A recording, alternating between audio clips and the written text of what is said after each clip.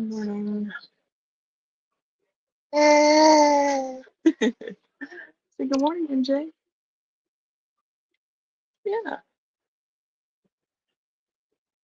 So right now we are at um O'Hare. I think it's called O'Hare, the Chicago airport. We are getting back from Washington State.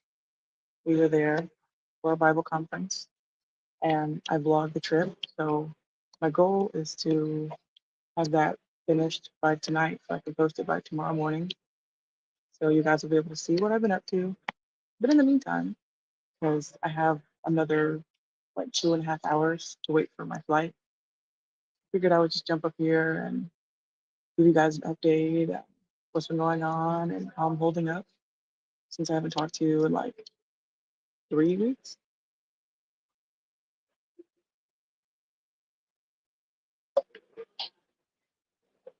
So, um, hey Daniel.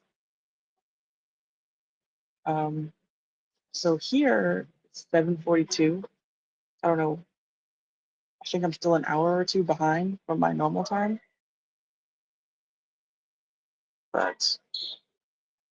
but yeah. So I think last time I talked to you guys was like the Sunday after the accident. Um, so what has been going on? A lot has been going on. Um, gosh, well, I guess the main thing is that I went on this trip. It's my first time flying in like 5 years, and of course MJ's first time flying at all. And he did a really good job. He, um, I had to take a connecting flight. Bless you. Gosh,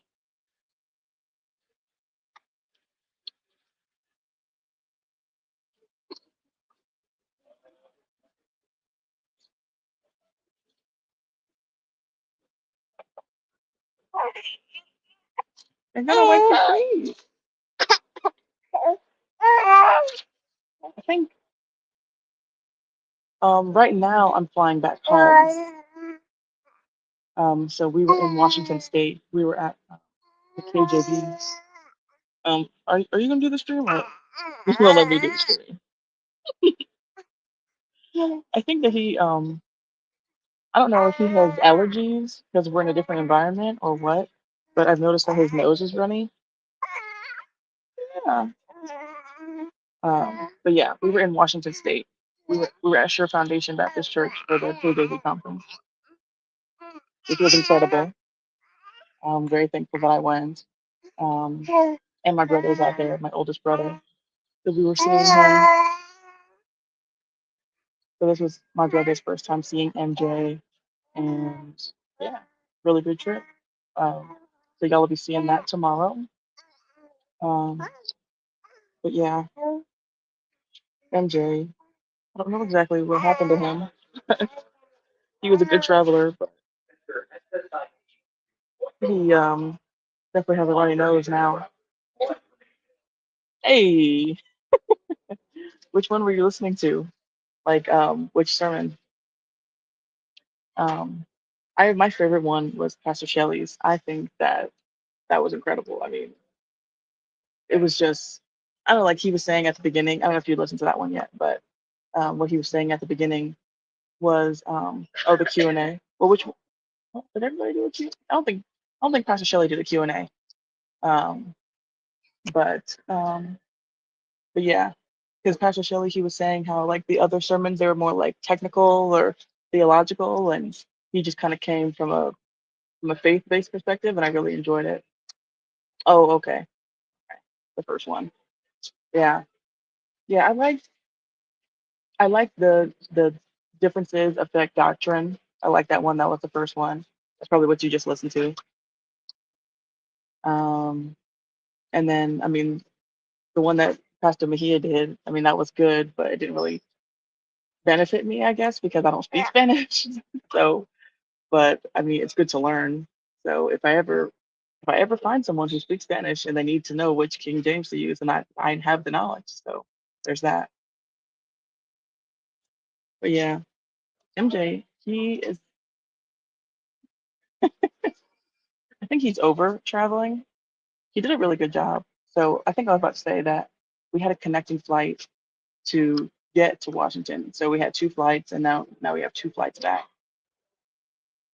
Um, and the first flight out so from leaving Norfolk, we had we stopped in Denver, Colorado, and that first flight he slept the whole way, which I was really surprised. But it kind of makes sense because flying in a plane is kind of like a big car ride. So babies like car rides, and so he just slept the whole flight. And then we had a really quick turnover in Colorado, and we jumped on our next flight to Washington. And he didn't do as well on that flight, and so I didn't do as well. When he sleeps, I sleep, but the second flight he didn't sleep as well, so we were both up and just kind of cramped. But now the flight that we just had, because now we have one more flight back home. So the flight that we just had, he slept that whole flight, but that was overnight. Yeah. So I don't know. I think maybe because we have such a long layover, he might sleep the second flight as well, and then also because he's not feeling the rest. But we'll see. All right, we'll see. He's been doing that a lot lately, like chewing, like just chewing on his gums.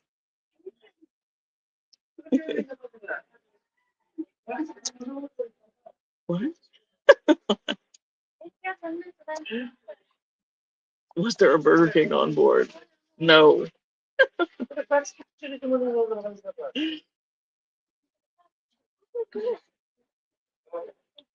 I got this hat. I just bought this hat. I think my camera's flipped. It says, but I can't afford to be here. Thought it was cute, and it actually fit me, which really surprised me. That was like the main reason why I bought it. Is just because I was surprised that a hat fit me. Because I can almost never buy hats like straw hats, summer, those sun hats. I can't ever buy one of those because the brim is always too small. Yeah. But what do y'all got going on? Because I'm just sitting here waiting for my flight. Like, so I'm sitting at the gate that my flight is going to be leaving from, but it's not even my flight yet. Like, there's a whole nother flight that is going to go before mine. So just relaxing here. I was, you know, uh, wanting to get something to eat, but I was determined to not get Starbucks because I can go anywhere to get Starbucks. But I'm like, when am I going to be in Chicago again? So I got something that was native to Chicago. What is this? I don't know. Some little small, shop, small business. So I did that. And it was pretty good. I had some pastries. Pastries were great. The coffee's okay. Commuting. Okay. Hustling that 9 to 5, grinding. Respect it, respect it.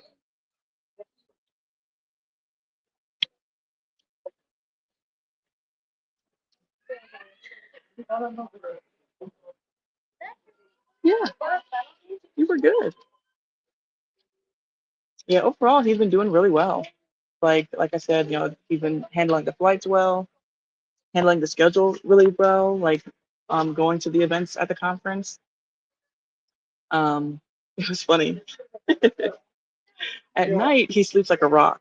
Like once I put him down for bed, he sleeps well. You can talk and watch something and he'll be good. But when he's napping, he's much more sensitive. And so at the conference, like I'm trying to put him down for a nap and I'm trying to listen to the preaching. And of course, the NIV preachers they love to yell. That's what people come for. They get screamed at. And so anytime they would get loud, he would just like jump and just like look around, like what's going on. It's okay, don't worry. More like 8 to 8. Yikes! 12 hour shift, man. Let's all put our hands toward the screen for Brother Daniel so he can have a productive and good day at work. But hey, isn't that that's a biblical work day, ain't it? 12 hours, sun up to sundown. So hey, someone's got to do it. Yeah, MJ. It's all good now while you're a baby, but one day you're going to be working by the sweat of your face to provide for your family. Oh my goodness. That's something else I wanted to mention is that people have just been so nice. Like anytime I'm like getting on the plane or getting off the plane or walking around in public and like I just have my bags with me, people are like, "Oh, can I help you? Oh, do you need any help? Or is there anything you need?" And I'm just like, "Sure." You know, even if I don't really need the help, I'll just be like, "Yeah, sure, you can help me." You know, why not? And it gives me a chance to talk to somebody, which I like. So, oh yeah, oh, oh, oh yeah, it's bolted down.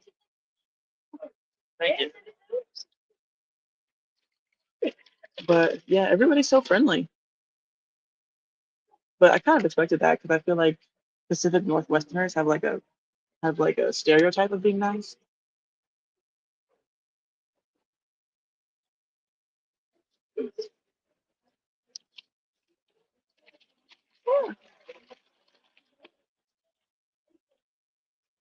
And MJ, you can't see it. I mean, you can see that he doesn't have any teeth, but his teeth are like getting so close to breaking through that you can literally see them under his gums. Like you can see his teeth like about to break through the bottom two.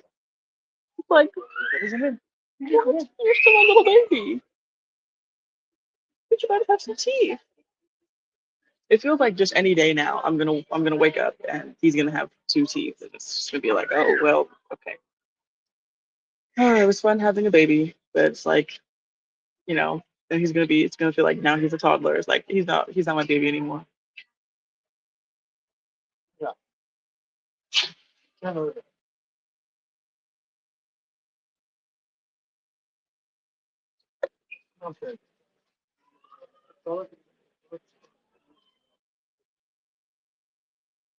should have gone live or like taken a video of the Portland airport. That's where I flew into. So I was in Washington State and I was also in Oregon doing a lot of sightseeing. Like my brother and I went to the Oregon Zoo yesterday. It was really nice, way nicer than the zoo by my house, uh, which is actually saying a lot because the zoo by my house is really nice. But this one was even better. It was bigger, had more animals, felt really immersive.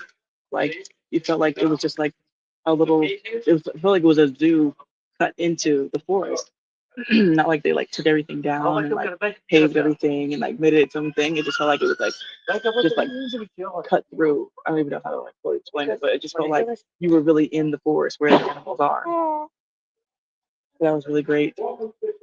Um, so we did that. So yeah, I went to Oregon and Washington.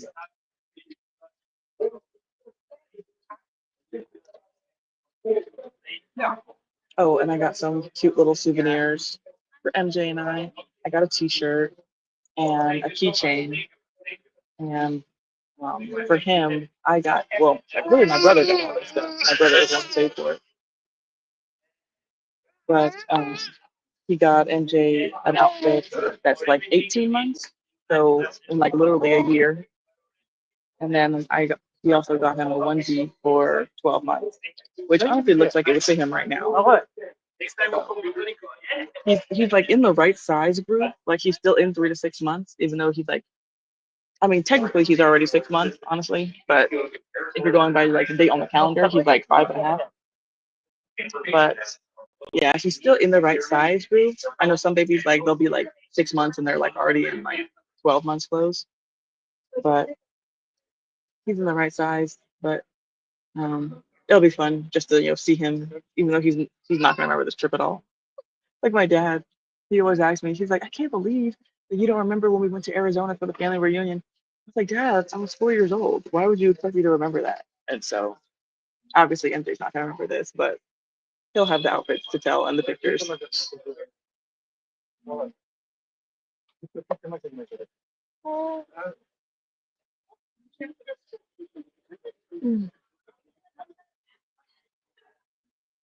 And something else, I I don't know if I mentioned this before, but I cloth diaper MJ.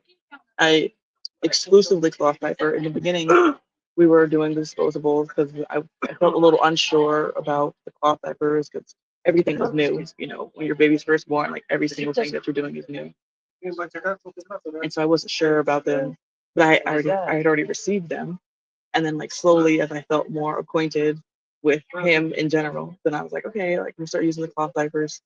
And Mario, he wasn't into them, so we were doing like half and half. But near the end, he was like, "Oh yeah, these cloth diapers aren't so bad." And so we were exclusively cloth diapering.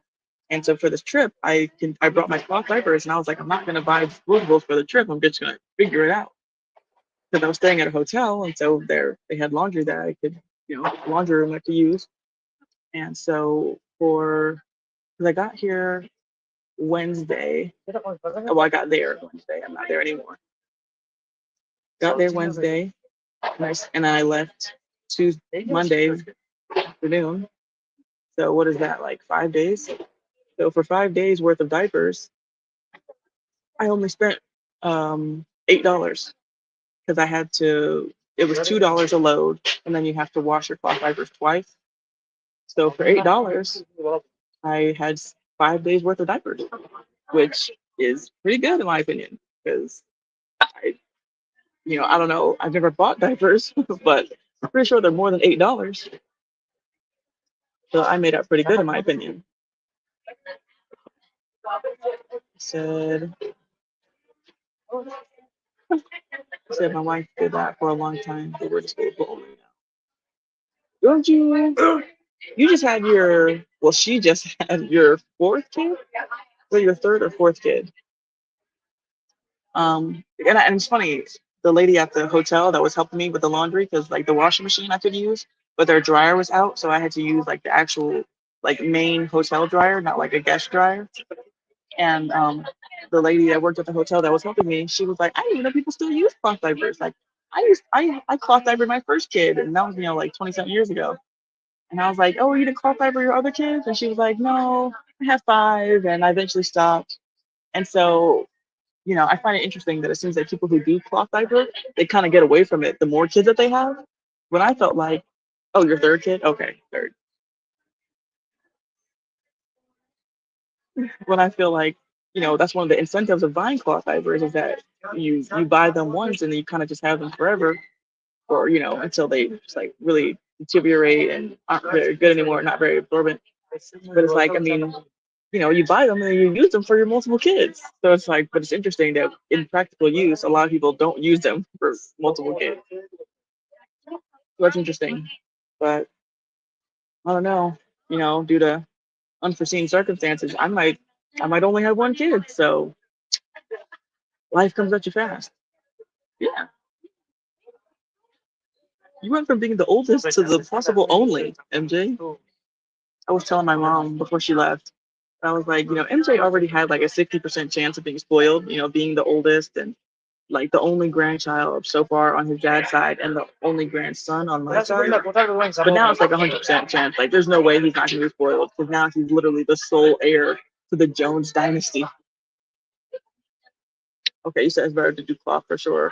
I like it. Now, of course, he hasn't started solids yet. So when they start solids, that's a whole different beast. But I'm excited about that. So just gonna try to hold off starting him on solids as long as I can. Um, but but yeah, I mean, so far I don't find it to be a hassle at all. Thankfully, I have a washer and dryer in my house. I know a lot of people don't have that. Are you trying this? I know it's Is hard he work. eating cakes or not? Oh How old no, is it? he's 5.5 months. My dad asked if you want cake. Oh, thank you.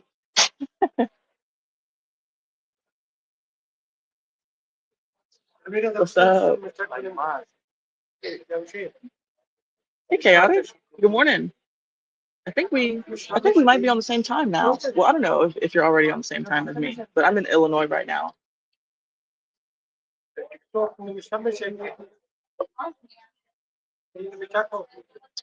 I am in Illinois, getting back home from being in Washington State.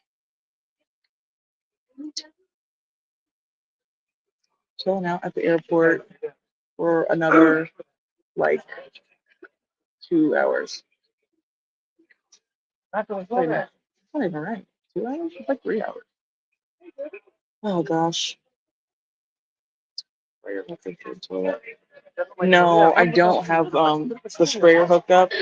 I was, Mario, he knew how to do like plumbing stuff. Like I don't know if I would say um easy plumber stuff, but like um he used to do hotel maintenance. So he had some basic training on like how to do some plumbing.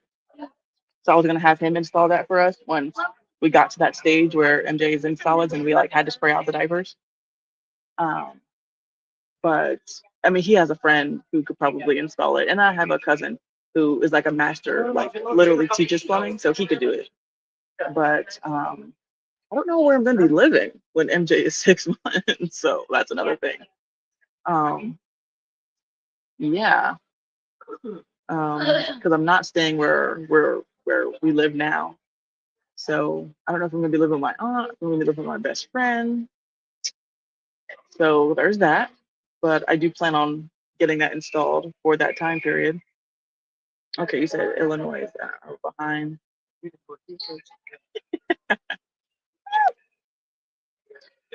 You mail me some Watchtower stuff and it's gonna get directly deposited into the garbage. Oh man, I cannot wait to show you guys this vlog from this trip. It was so good. The preaching was so great. It wasn't the Red Hot preaching conference, but it might as well have been because it was red hot. Chirac. I am Chirac. And I was thinking, I mean, everywhere has like stereotypes.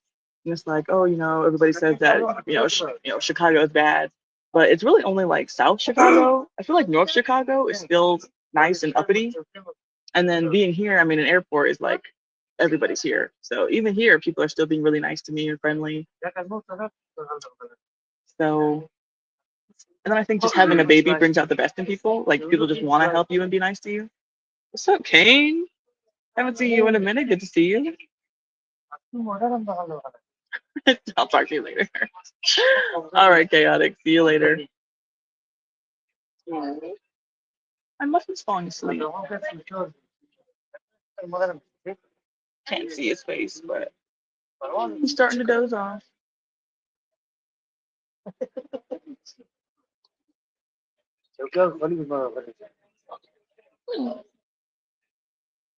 You tired?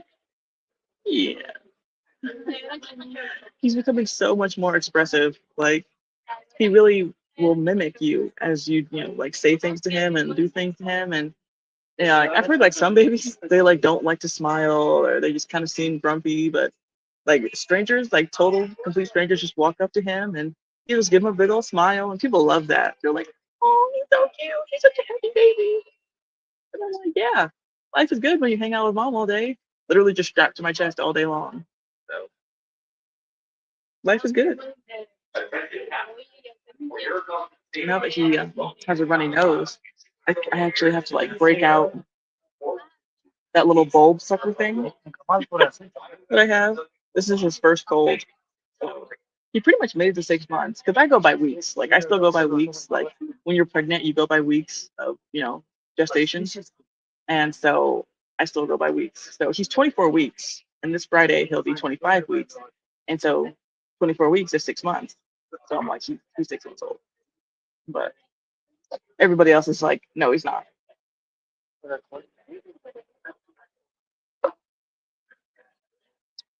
But he is just developing so well. Like I had a friend call me yesterday, and she was talking to me about some things going on in her life. And she was just saying how thankful she is that her daughter is healthy and strong because it would just be such a much more added hassle if she had what's going on top of having a baby that's colicky or unhealthy or whatever. I told her the same thing. I was like, I feel like, you know, I don't believe that what happened was God's will. I believe that things happen that are outside of God's will, and we just kind of have to roll with the punches because that's why the Bible says that we have to pray and say, Thy kingdom come, thy will be done on earth as it is in heaven. And so if we don't pray for God's will to happen, it's not going to happen. And then people have free will, and so all that. So I don't believe that what happened was God's will. I don't believe that that's what He wanted to happen. However, I do believe that He knew it was going to happen, and so He prepared me maybe mentally. Like I have this video on my TikTok, and I think it's also on my channel, where I'm talking about transferable skills, and I'm saying how, oh, if my husband were to ever pass away, people want to tell me I need to get transferable skills, but I have transferable skills because I'll just transfer to being somebody else's wife. And I made that like a little over a year ago, and I was like, whoa. It was kind of spooky to watch it again. It was like I just was mentally preparing myself for this, and it's just like it was just really weird. But it's like, God blessed me with a child that's really easy and low maintenance. I think that he's an easy baby. Like right now, I mean, I'm not having to get up and walk around, and I'm not having to do a whole bunch of stuff. Like he's literally just falling asleep. Like, yeah, he's literally just sitting here, laying here, falling asleep. So, yeah, he's a good baby. I don't have to eat any special things. I don't have to watch my diet. His stomach can handle the milk that I produce, and everything's hunky dory. I mean, for the first 3 months of his life, he was sleeping through the night. I mean, y'all, like, I'm, I'm cheating the system, honestly. Like, I would feed him, I would lay him down, and then he would just go right to sleep. Like, the longest he's ever slept, he did it twice. He slept for 14 hours at a time. And I was like, is he okay? Like, do I actually like need to just like wake him up? Like, what's going on? Because I never heard about that happening. But he was good. Like, he was just tired. He was just rested.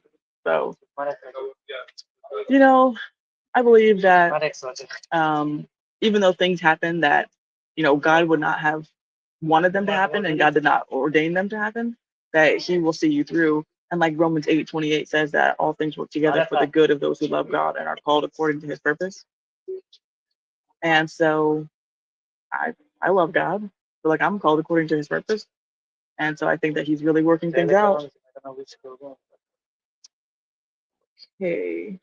Okay, so Kane he says, it's funny, I always had a soft spot for kids with special needs, and my son ended up with autism. Sometimes that's how it works. It's very interesting. You have two kids, right? I feel like before you said you had two kids, or maybe just one, maybe a boy and a girl. I don't remember.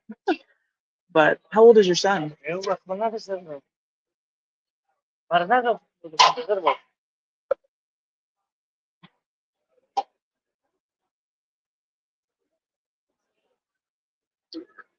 Oh man.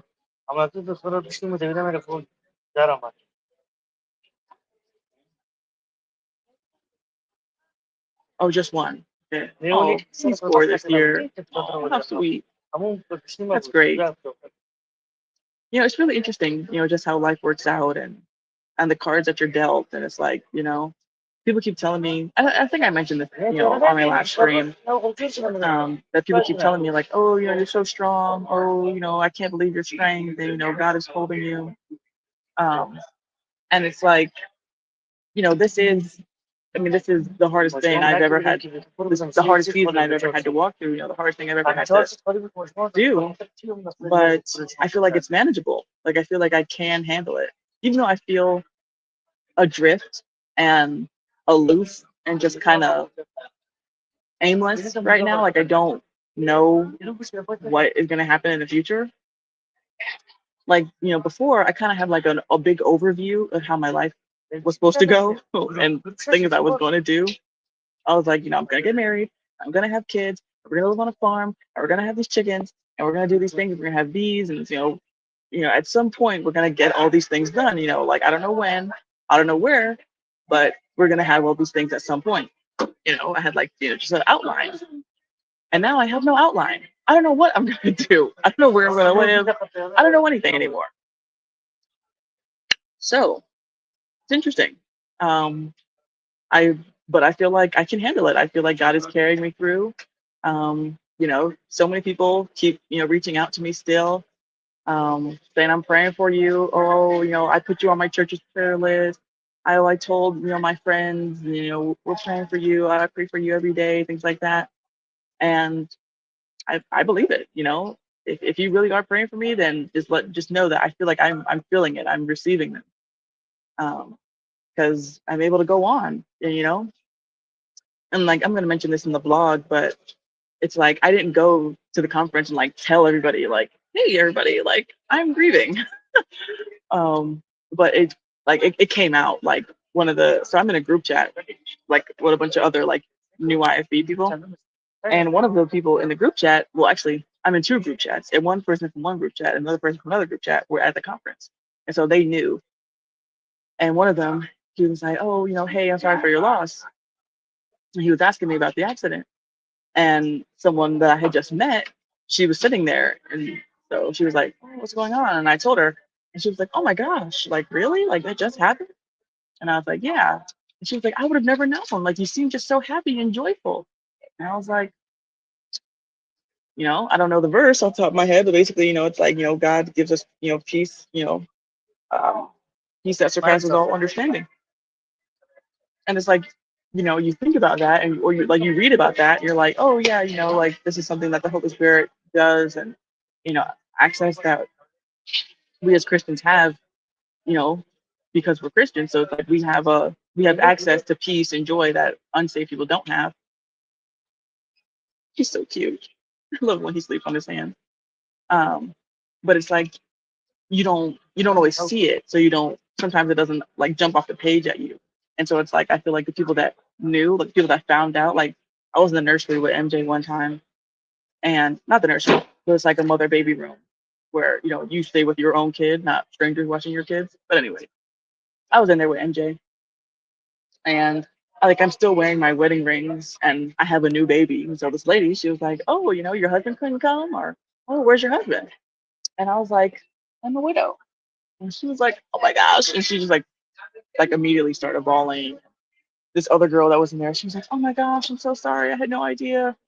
And I was like, "It's okay. Like, I know you didn't know, and it's not an inappropriate question to ask someone who's wearing wedding rings and has a baby. Where's your husband?" So I was like, it's all good. And so they were like, "I'm gonna pray for you." And I was like, "Thanks. That's great. That's all you can do." So it's really interesting to see the Bible come alive in my own life, and maybe it's interesting for you guys to see it happening through me, where it's like, of course I'm grieving, I'm mourning, I'm very sad, I miss him every day, but I know I'm going to be okay, and I have a sense of peace primarily because I know that he was saved, you know so it's like I am going to see him again, and he is in a better place, and he's with our first child, the miscarried child. So things like that, that gives me peace. But then I also have a sense of peace, because like, him being in heaven is great for him, but what does that do for me as I'm stuck here?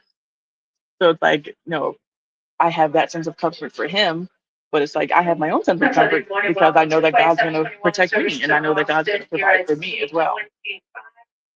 And I truly believe that, and I see it happening in real time. You can find that overhead bin. I don't know if you guys can hear me. If the announcement's happening now.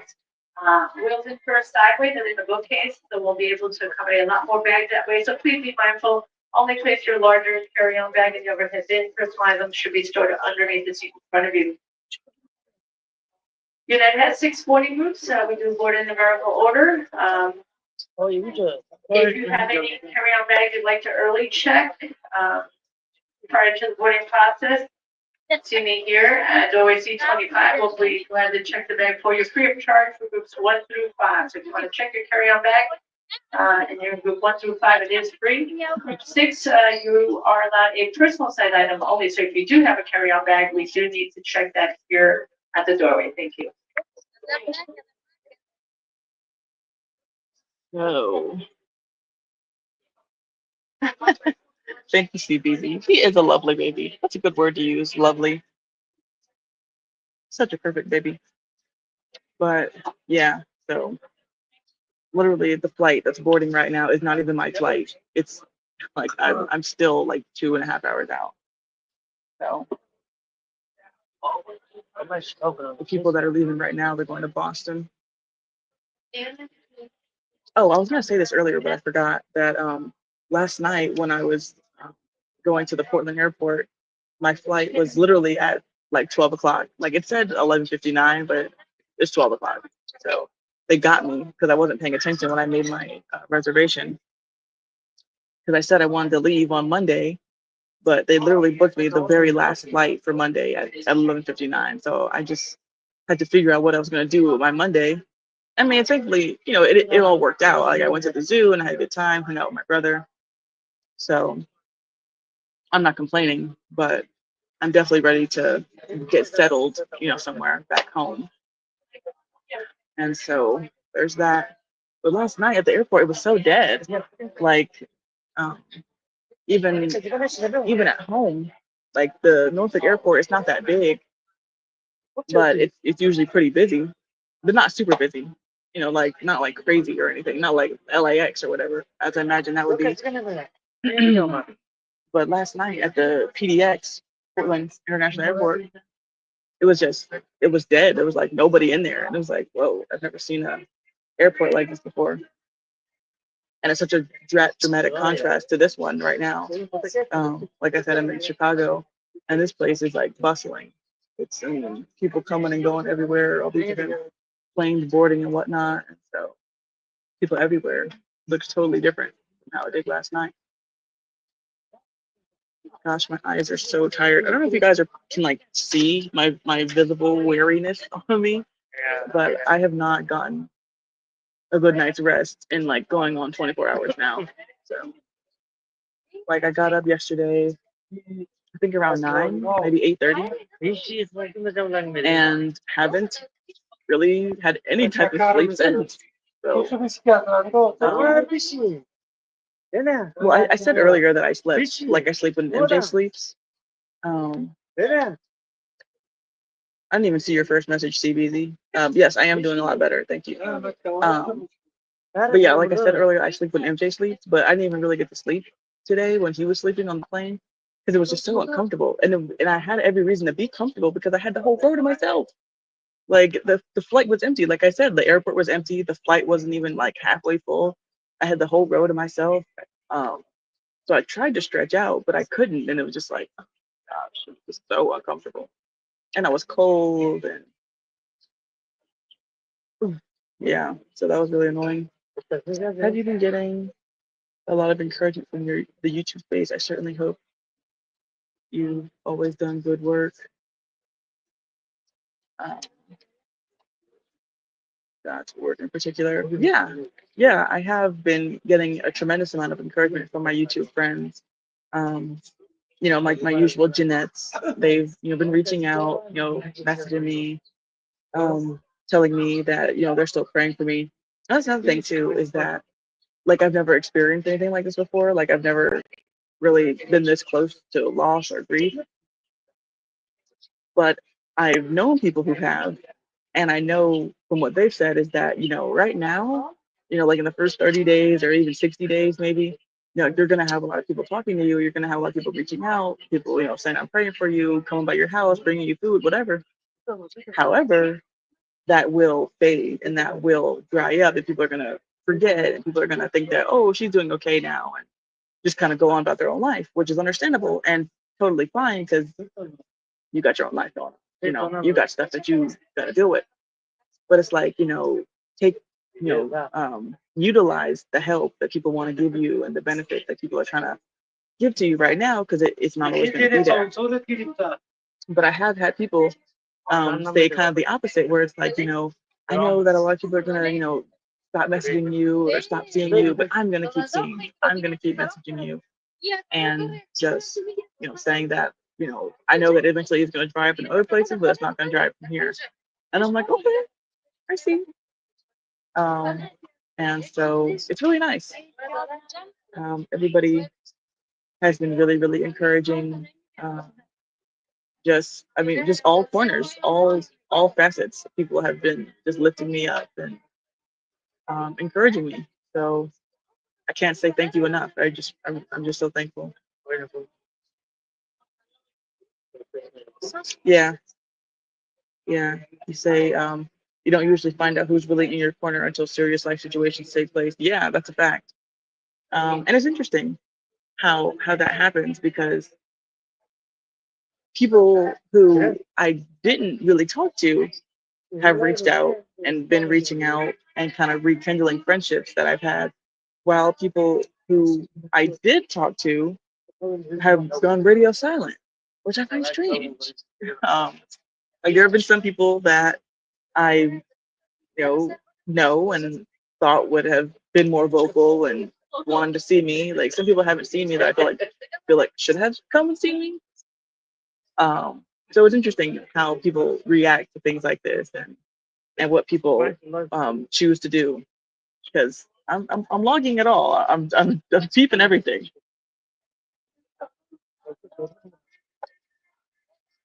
Like I'm seeing who actually is calling me and texting me. So yeah, very interesting how people act in times of duress. So, but yeah, I am so tired, and it's not even like when I go home I can get a ton of rest.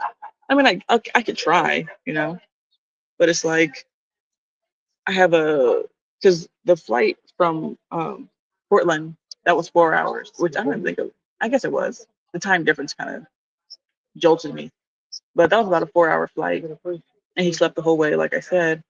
And so we have, like 2 hours before our next flight. Um, and then I'm hoping that he's going to sleep on the flight. But if he sleeps on the flight, then he's not going to be tired when we get home. And it's like, well, when I get home is probably when I'm going to be able to sleep. And it's like, I'm going to go home and I'm going to be by myself. So I still have to, just parent around the clock. And it's just like, I feel like that's the number one thing that's really annoying about, like, I guess now being a single mom is the fact, like, Mario, he worked a lot. So it wasn't like he was around all day anyway to just, like, take care of MJ. And MJ didn't like Mario. So even when Mario tried to step in, MJ didn't let him.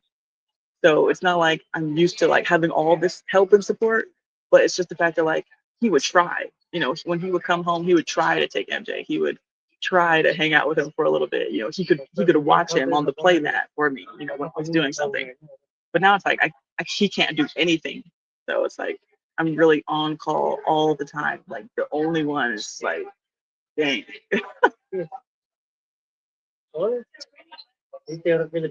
Yep. Daniel, you are totally right. You never know who your real friends are until you need them. And that's a fact. Um, and like I was just saying, I don't know if you left and came back, but I was just saying that, it surprises me who has reached out to me and who hasn't. And it's like, interesting, you know? Um, yeah. Um, just very surprising to say the least. People I haven't talked to in years reaching out to me, and people that I've probably talked to the same week as the accident haven't reached out to me. So, Steve Beatty says, yeah, those flights can be exhausting. You can forget about getting any good quality sleep when you're on those flights, especially if there's any turbulence. The turbulence doesn't bother me though. I guess it's more so just like space. Like I'm just such a tall person. Like I'm 6 feet tall, and it's just like I just need space. And then MJ, he needs space, and I don't know. I think I need to get one of those like neck pillows that everybody has. But this is my first time flying in 5 years, so it's like I overpacked my suitcase, and I bought some things. Like I got a bunch of Bibles, from the conference, and got some souvenirs. And so my suitcase is like literally bursting at the seams. Like my brother could hardly, like he was literally on the ground, like wrestling the suitcase to close it, right before I went through security. Um, so it's like I overpacked my suitcase, don't have a neck pillow, like just totally a fish out of water. Here at C-25, it's the Purchase in Boston. It is a full flight today. So it's like I have another flight that I'm doing in August. There's another Bible conference. That's in Dallas, Texas. So it's like, okay, next time I'll be more ready. I'll be more prepared. So you got me this time, but next time I'll be ready. We'll be able to accommodate a lot more carry-on bags that way. Also be mindful that your personal items should be stored underneath the seat in front of you, so everyone has a chance to place their carry-on bags in the overhead bin. If you have flexibility, if you have bags checked in, for those of groups 1 through 5, if you'd like to check an additional bag, there is no charge. See us here at doorway C25. The bag will be checked to the final destination. So anyone that does check a bag early with us here, you check it, you will be able to board early right after group 2. If you're in group number 5, your ticket allows a personal size item only 17 by 10 by 9 inches. Must fit completely underneath the seat in front of you. If you have any additional small items, please consolidate. If you have additional items, see me here at C25 so we can get those items checked for you. So we'll start boarding about 8 or 9 minutes for Boston here at C25. Thank you.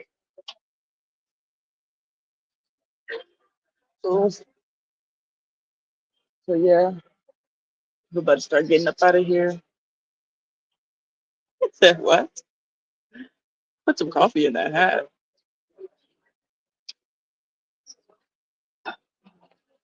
Yeah, yeah, Daniel. And Mario, he was really worried about that. Like that really kind of bugged him because like anytime he would try to hold MJ and pick him up and play with him, MJ would just start to cry and he'd be like, "What's wrong? Like why didn't you like me?" Because I mean, she had been around the whole time, so it's like they say that a baby in the womb can like differentiate their dad's voice if the dad is around enough. So he was like, I was around, like he knows my voice, like he should know my smell. Why doesn't he like me? And I was like, that's common, they're just a baby. They just want to be around one person all the time. So he was really concerned about that. But I told him it was natural. Yeah.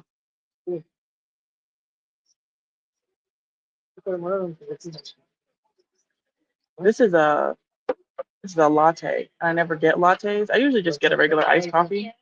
But I thought maybe like having an espresso would, I don't know, help me be awake. But I'm just like worn out, y'all. Like cannot hang like I used to. Okay, hold on a second. I got somebody who wants me to send them the link. Yeah.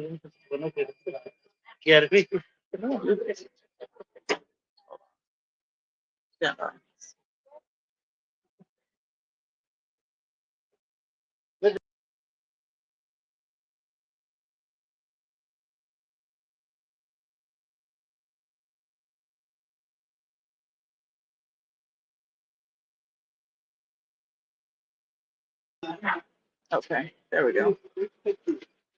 But yeah, so whenever I get off of here, I'll probably once the people who are here board their plane, I'll probably finish out my vlog, like do a recap, like an overview of everything I did, and then I can just like have all my clips, and then I can start editing it. Well, I can start editing it now if I really want to get it up. I mean, I could if I really tried, I could get it out by the end of the day.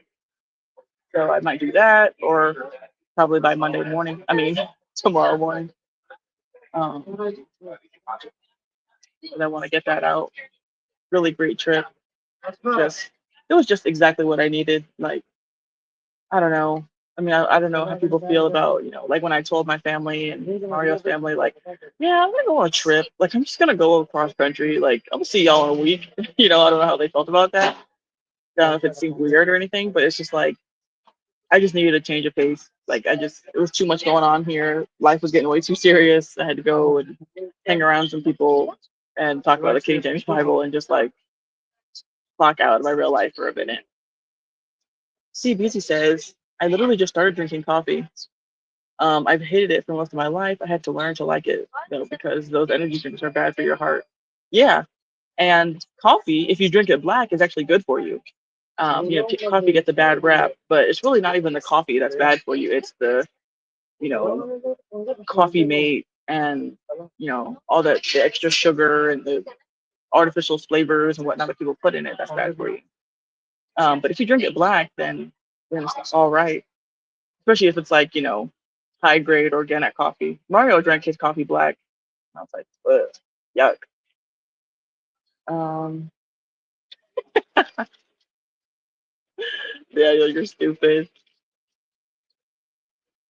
Yeah. Well, hey, I didn't get Starbucks. I got some small coffee brand, and I wanted to go to the Starbucks. There's actually like a Starbucks museum in Washington because that's where it came from. It originated in Seattle.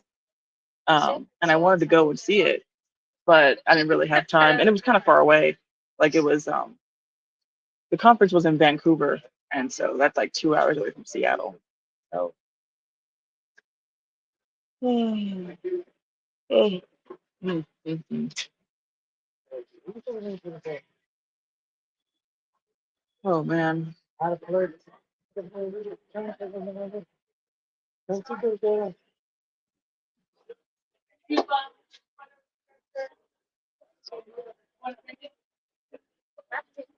Um, Sometimes a little solitude is what you need. Cleanse your mind, clear your mind. Yeah, and it wasn't even like, I mean, because I was still with other people. Like I was with my brother, which was great because I invited him to the conference, but um, I didn't think that he was going to be able to come to the whole thing. Like I thought he was just going to come for like a day or like one event or something. But he went to the whole thing like and was active and like I'm gonna talk about this in the vlog. You guys are spoiling the vlog. I'm talking to you guys now, so I'm not gonna it's gonna be redundant in the vlog. But I mean he came and jumped right in. Like he participated in the events and he went soul winning. Like literally there was soul winning every day. He went to every soul winning event. He had never gone soul winning before. Because when on the itinerary it said that there was soul winning. But he didn't know what that meant. He thought we were just gonna be like talking to people like out and about. But when they were like, okay, we're gonna go to this apartment complex and knock on people's doors, he was like, wait a minute, what are you talking about? But he jumped right in, learned how to soul win. Before each of the sermons, they would play this game called Sword Drill, where the pastor gives an address of a Bible verse. So like he would say like Genesis 135 or Proverbs 110, 18, and you have to whoever can find it in the Bible the first, jumps up and they read it. He played that. He got two right. I was like, okay. Um, I mean, it was just so great to see him just get in it and really just engulf himself in the weekend. So that was something that was interesting because I know that like that was something that Mario would not have done. Like Mario, like if Mario would have even come, he would not have like just been all into it. Like he would just kind of like been looking around, like he was too cool to really get into stuff like that. But it was really fun to see my brother like like hey anything you need anything you want to do I'm here for it. Like the guys at the event they were kind of dressed. I mean, some of them had like cool suits and everything, but some of them were just kind of like business casual. And my brother, he comes in like sweatpants and hoodies, and he was like, "Man, like, I need to go back home and get a whole new wardrobe." And he had like this humongous suitcase, like it was like a carry on, not a carry on, but like a check bag like suitcase. It was like a humongous suitcase and a duffel bag. I was like, you realize, wow, it's only 4 days, right? We're not moving here. Like, why do you have all these clothes? So funny. Oh man, such a good weekend. And I haven't seen my brother in a while. Like I hadn't seen him in like 3 years. So it was just so good catching up and just seeing him. And it's it's interesting your relationship with your siblings as you get older. Because when you're kids, it's like I don't know, it's just different. And like as you become an adult, like you get new habits and you become a new person, like you become your own person. But certain things never change. And so like we went out to dinner the first night that I got here, and my brother, like we would always all make fun of him because he would always put salt on everything. And one day he like put salt on a piece of bread, and my other brothers and I we just like roasted him for the rest of his life. Like for the birthday he put salt on bread. And when we went out to dinner the first night I got here, he got a salad with his meal, and he put salt on the salad, and I was like, some things never change. He immediately knew what I was talking about. He was like, "Oh, don't get on me." But oh man, just such a good trip. I mean, it was just so healing and like regenerative this trip. And doing something that I really wanted to do. Because it's like, I don't know, like I was kind of saying in the thank you stream is that like I don't know who I am. Like I don't know what I like anymore because I just spent the last 4 years doing everything that Mario liked and being Mario's wife and just catering to him and just, like doing his thing. And now it's like I'm a free agent and I do what I want to do. And it's like, what? Like what do I want to do? So it's a weird experience to try to like figure out what I want to do. But it's like I know I want to go to these conferences. I know I want to make videos. So that's what I'm doing. That's the one thing I know that I'm doing. Is like I booked my ticket for the Dallas trip, and I'm planning on making a lot more videos. Everything else is up in the air. Everything else is a big question mark. But I like making content and I like being active in my church. So I'll probably pour myself more into my church. But that's all I know. That's all I got for you folks. Dating group number one will line up through the blue lane. Dating group number two will line up through the green lane along the corridor. Dating group number 3 to 6. Kindly ask customers to have clean until your seating group number is called. That will remind you of the carry on baggage policy. Each customer may take one carry on plus one small item such as a purse or computer laptop. If you have a more than allowance, please cancel the day before you board. If you check your carry-on bag, make sure you take all the items you may need, essentially the medication, and also please remove e-cigarettes, lithium batteries, personal vape plungers, which are not permitted into a cargo home. And you choose to number 6. You may take only one personal item, which must fit underneath the seat in front of you. Thank you very much for my United will be voting very shortly. Thank you.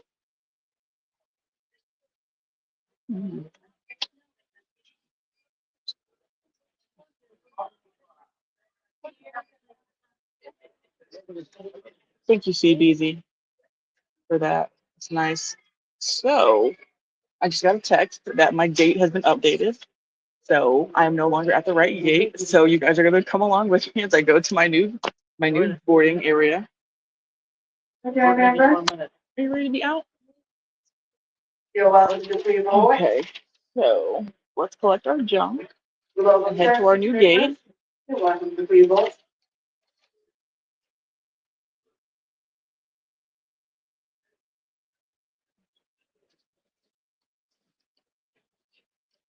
Folks, once again, as a reminder, the overhead bin is the shared compartments. If you have those rollerboard bags, place those wheels in first, sideways, and then a bookcase, this way we can accommodate as many bags as possible.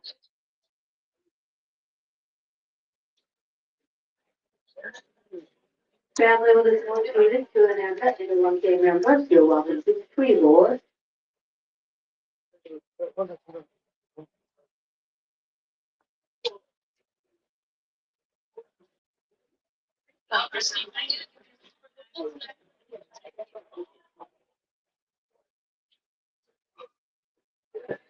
Oh, that's okay.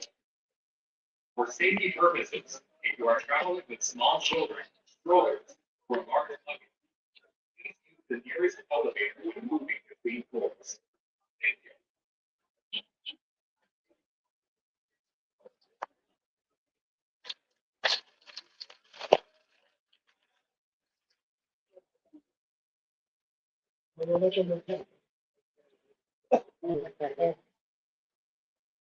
Okay, Boston is early morning, customer disabilities, our active duty U.S. military members with active duty ID, global service members, families with children 2 and under, and our 1K members are currently boarding in front of door C25.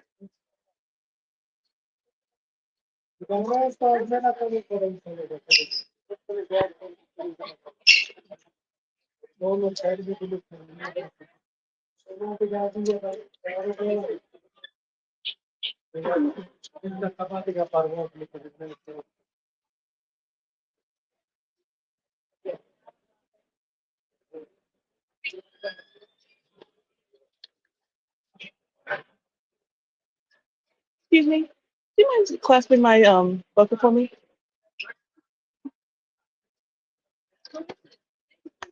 Thank you.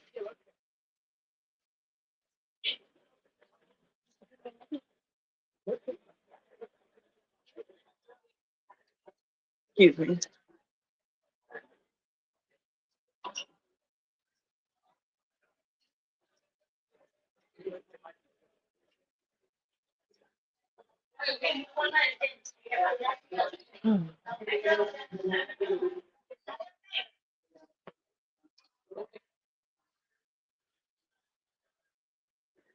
Yes, the boy, my son.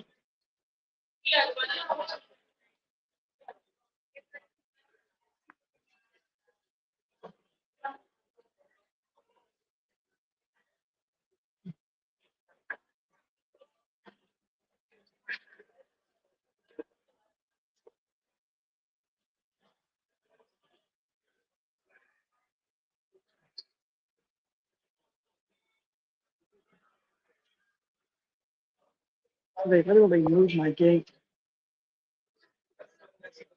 like all the way to a different side of the airport. Well, not the whole different side of the airport, but like, well, I guess yeah, a whole different side. Because I was on one end and now I'm going to the entirely opposite end.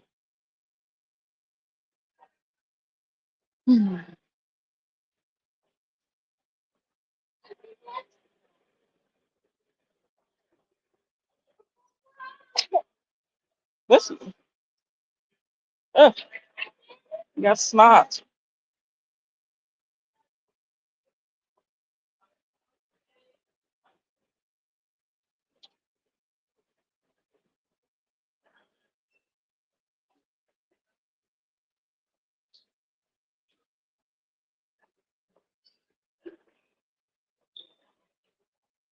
Ugh, I'm not strong enough for this.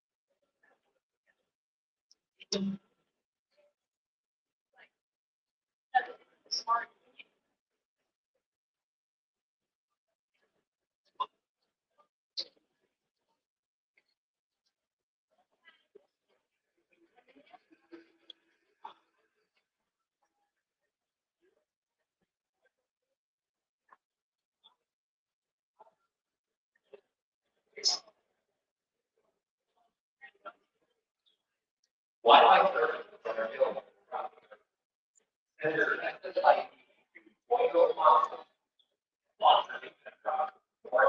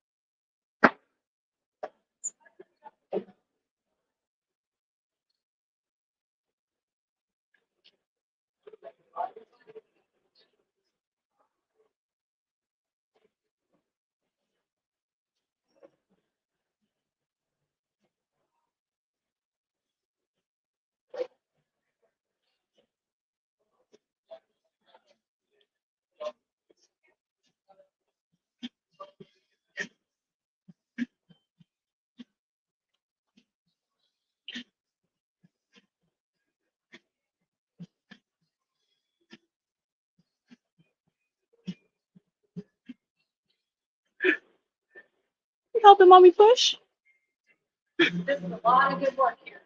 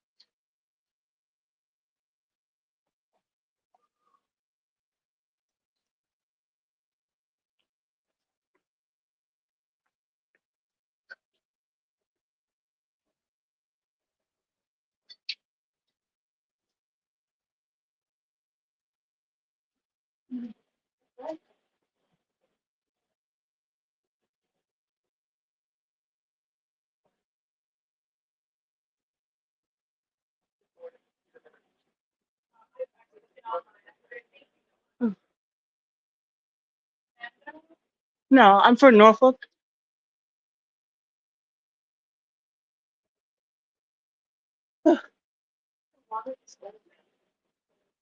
Oh, yes. Thank you.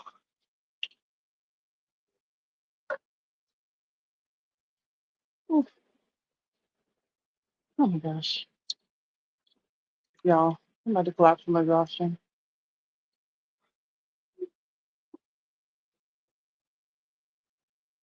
Ooh, so I feel bad for you. You're gonna have problems when he's old enough to date. You're gonna have to run the girls off with a stick when they come to the house. It's gonna be a heartbreaker. Don't remind me, because obviously he has a fine mama, had a fine daddy too. So, yikes. Definitely not trying to be a grandma in only like 16 years. So I gotta keep him in church.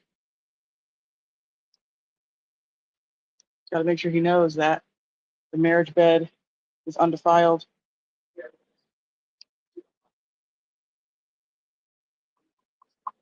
All right, Daniel.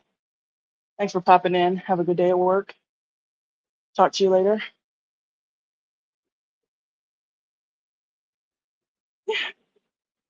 Yeah. Oh.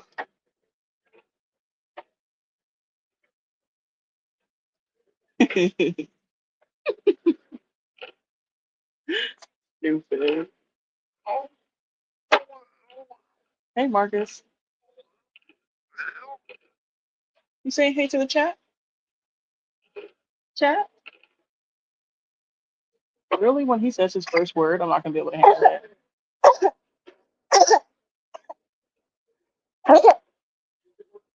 Oh, what's up, Jacob, Breon? What's up? Good to have y'all.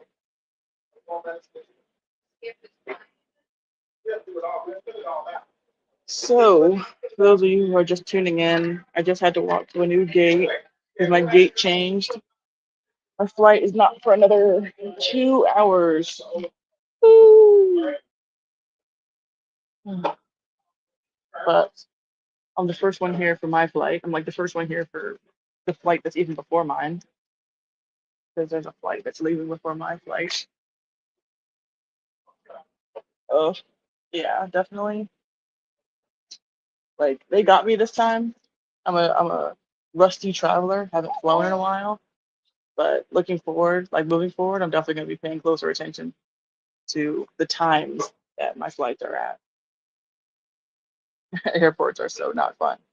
No, definitely not. And I have the worst shoes on. Like I'm wearing rain boots right now because like I heard like, oh, Washington it rains a lot. So I brought my rain boots. And it did rain while I was there, but it didn't rain enough for me to need rain boots. Like I could have just worn some sneakers and been fine. And then it's like I was saying earlier, I overpacked. So I couldn't even pack up my rain boots because I have another pair of shoes. I brought two pairs, like an actual comfortable pair, and then I brought these rain boots. And I can't fit my rain boots in my bag anymore because I have a bunch of other stuff now. So I had to pack up my comfortable shoes and I have to wear these and they hurt my feet. And it's just like just the first world problems abound. I literally yesterday, because I was trying to get an earlier flight yesterday, but they told me they were like, there's no more earlier flight, like you just gotta get what you have. And so what I did to try to mitigate my hassle was I upgraded to a more legroom space for $70. Um, and not only did I have extra legroom, but I had the whole row to myself. So I was like, oh yeah, I'm about to be great. I'm about to be not. Did not get a wink of sleep. Could not sleep at all. It was too cold. Like MJ wasn't, fully comfortable. I couldn't get him in a good position for me. It was mainly because it was too cold, honestly. Like I like it when it's cold when I sleep, but I didn't have a blanket. They gave me they gave me like a little blanket. It's really thin, so it wasn't really what I needed. So, but yeah. But this flight is only 2 hours. Last flight was 4 hours, so I might get a wink on this flight, hopefully, fingers crossed. But I don't know. I get back to Virginia. Yo, I get back to Virginia around 2:30.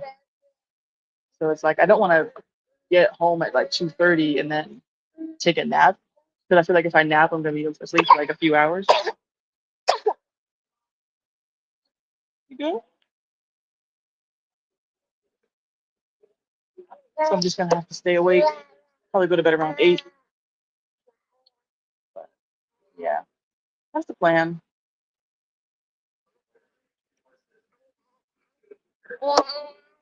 Coffee's cold now. Like, come on, bro.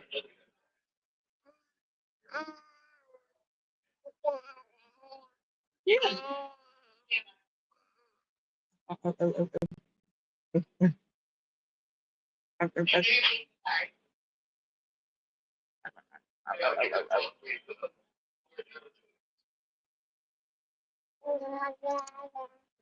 Yeah. Hmm. Yeah. You got a runny nose, dude. Yeah.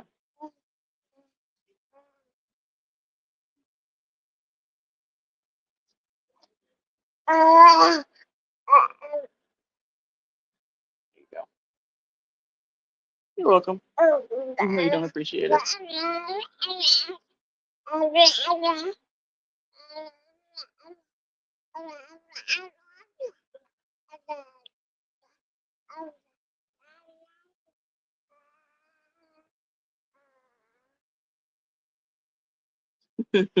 Those aren't snacks.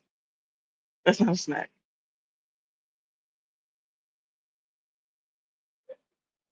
What do y'all got going on? Literally doing nothing.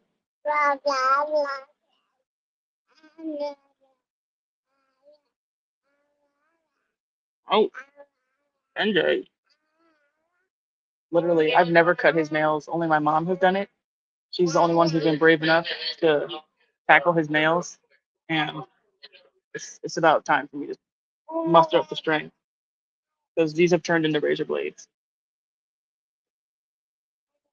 Yeah, that's the first thing I need to do when we get home. I need to cut your nails and file them down. Hope you don't become a nail biter like your dad. Mario had like the most bitten nails ever.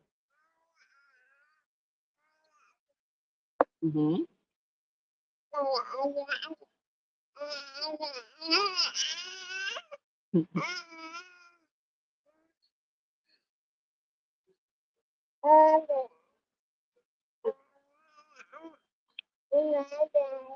Hmm. Finally on break. So I think it's about to be 10 where you are. Is it about to be 10? It's about to be 9 here. So I think it's about to be 10 over there. So already been on the grind for 5 hours and it's only 10 o'clock. That is dedication. I have a latte. It was a hot latte. Now it's pretty much an iced latte because I take forever to drink my coffee. But it was a caramel latte. I usually that one. Hey, it's good. Going on break at 10 o'clock is crazy. I've never had a job where I had to be up that early, like to be in at 5.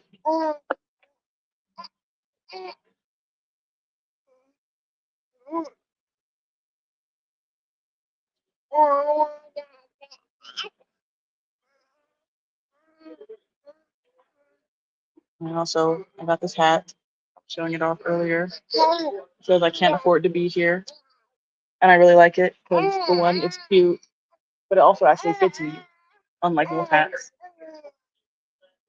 Yeah.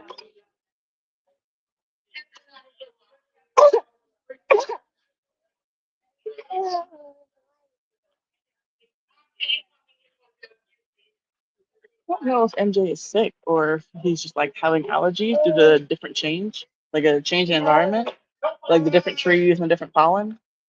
I don't know. Because he doesn't have a fever. Like I've been feeling him. He doesn't have any, like, he's not hot. He's not sweating. So I don't know if it's just like a tickle in his throat and a runny nose or if it's like a sick. He's definitely okay.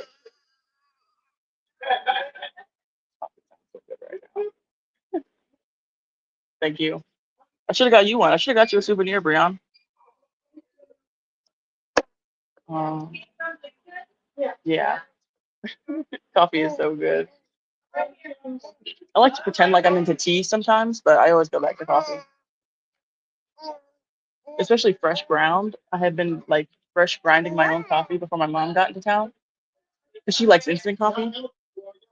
But when you fresh grind it, oh yeah, it's so good. No, like honestly, he's getting to that stage, like where where you actually have to tell them like, don't hit, or you have to tell your kid like pull them off of you. Yeah, like scratching me, just has like no control over his body, just doing whatever. And it's like, dude, these are sharp. These are really sharp nails. Fresh black coffee is the best. Definitely needs some cream and sugar. Definitely can't take it black.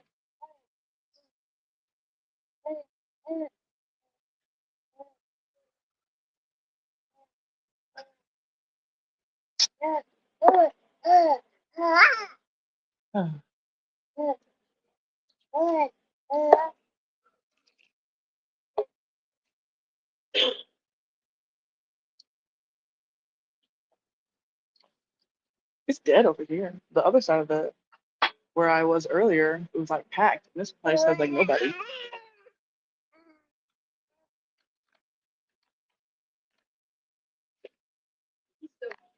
Thank you. Yeah, he's trying. They're talking about you, MJ. Say hey.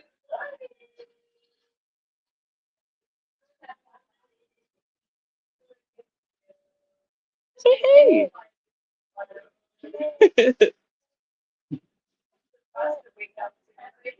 Oh yeah.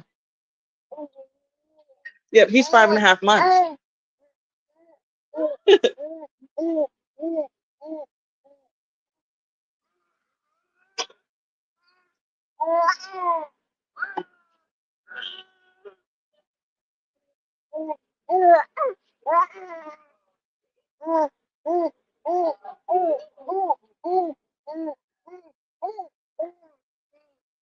What are you even looking at?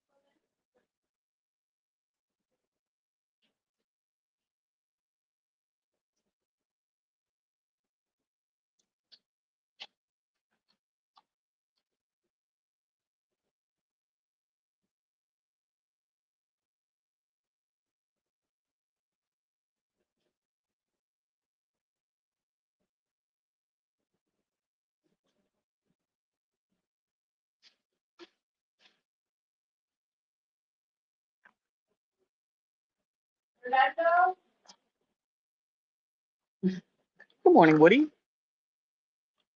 Glad you could stop by. I've been doing better. I've been doing a lot better. Um, I'm in the airport right now because I'm flying back home from a trip that I went on to Washington State, which was really, really great. So, yeah, thanks to that trip, I've been able to collect my thoughts and oh, my mic is breaking. Oh.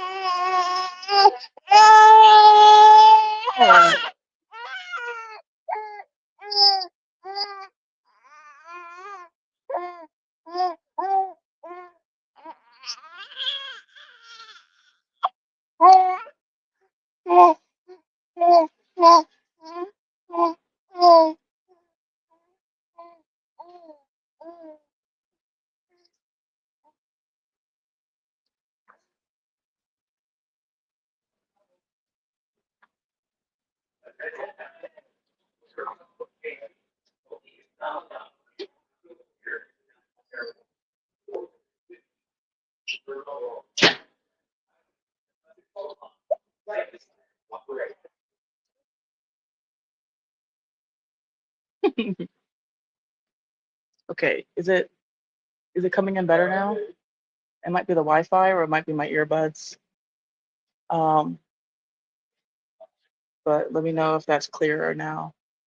I might have just been breaking up because he was like screaming into my earbuds. Okay, great. Yeah, it was probably just him because he was screaming. But yeah, Washington State is really beautiful. Um, um, in the airport, so I flew into the Portland, Oregon airport. Um, but because they're so close to each other, they um, they have like posters on the wall all over for movies and TV shows that were produced in Portland and Washington. And of course, the one I was really excited to like see was the one for Twilight. And like just going there, like you see all the evergreen trees, and it's just like, yes, it looks just like Ford. So I kind of wanted to possibly go see the area where they shot it, but I had more important things to do, so I didn't get to do that. But I do plan on being back next year because the reason why I went out there, don't say ew. The reason why I was out there was for a Bible conference, and so um, I'm planning on going again next year. So hopefully next year I can see different sites as well as go to the conference. But yeah, it's so nice out here. Like even though it is rainy, like the pastor he said that like before like the week before the conference it was like in the 80s, but the days that I was here it was like in the 60s. I think the highest it got was like 70, which is crazy because back home in Virginia it's like in the 90s. So when I looked up the weather for over here, I had to like repack all my stuff because I'm like, okay, I'm not wearing my sleeveless shirt. I'm not gonna wear my spaghetti strap shirt because I'm about to freeze. I didn't even pack a jacket. Like the jacket that I have, I just took off with my brother's that he gave me. But yeah, so it was fun. It was a lot of fun. Um, Talked about the King James Bible, went soul winning, got 4 people saved. Um, just made a lot of new friends and hung out with my brother, which I hadn't seen in a while. So it was a really good time. Yeah, it is always raining. That's why I brought. So I have rain boots on right now, but I didn't realize that rain boots are like the worst shoes ever because their soles are so thick and hard that they're not conducive to like walk around in for long periods of time. And so my left foot keeps hurting, like my sole keeps hurting. Um, and I have a pair of comfortable shoes, but the rain boots don't fit in my suitcase, so I have to wear them. And it's just like, no. This is my first time traveling in a while, so I was like rusty. I overpacked my suitcase and just did not do a very good job. So it's like, okay, next time I know better. The Ethiopian Bible is the original Bible. Jenny changed my mind. I'm not going back and forth with you about that crazy Ethiopian Bible. A friend of mine, he just texted me about that not long ago. I guess he bought it or he saw it in a store and he took a picture and he was like, "What do you think about the Ethiopian Bible?" And I'm like, it's not. That's not what you need. You shouldn't get that. And he was like, "Oh, interesting." So I'm gonna do a video about that, about the Ethiopian Bible and how people think that just because it has more books means that it's better. I mean, just something just because it's more is not always more. Sometimes less is more. And 66 books is what you need. You don't need what is it, 100 and some, 102, 120 books in the Ethiopian Bible, friend? No. If they had to dig it up from somewhere where it was forgotten and deserted in the desert, it's not God's word because God's word is preserved. So I'm like super fired up about the KJV right now. So I'm gonna go. If anybody wants to talk about the KJV, we can go, or just the Bible in general.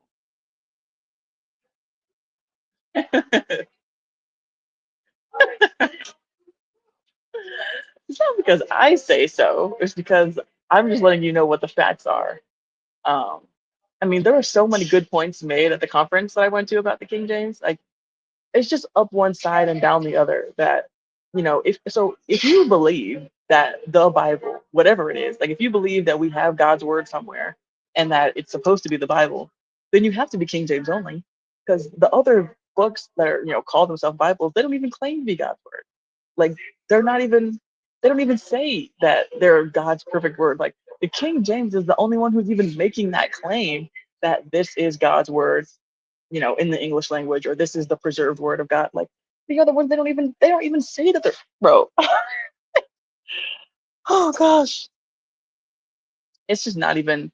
They just don't hold a candle. They don't compare in any regard. Like the King James is just so unmatched, bro. Like, anyways, mm, it was the first Bible, right? Or is there anything older? The Ethiopian or the King James?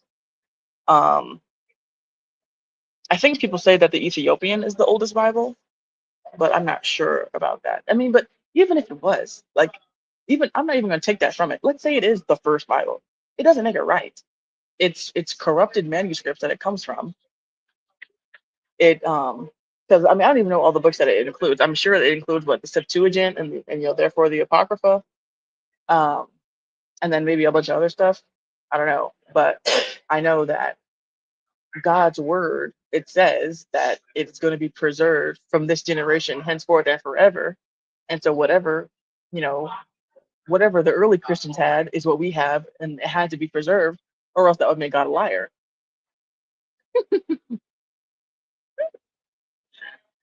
Um, Stop the watchtower. Oh my gosh. I think it was my dad. I think it was my dad. He was telling me about how because he used to live in New York. That's where I'm from. In case anyone didn't know, from New York, and my dad lived there for a long time. Um, and so he would run to a lot of Jehovah's Witnesses. And I think he actually said he went to the Watchtower one time, like just to check it out. Like I think he someone invited him or something. I can't remember now, but um, yeah, he said that he like that art style that is on the Watchtower, like the Alive or Awake magazines, like it's very distinct, and he can like spot it anywhere. And I feel like I could probably do that now too. Like it just has a very specific art style. Moderate Muslim. Are you actually a Muslim?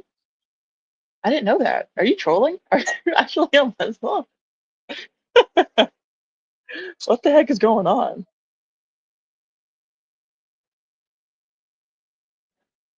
Oh my goodness. I don't even know where Josh is at. Well, I mean, he's probably around. I'm the one who's been MIA.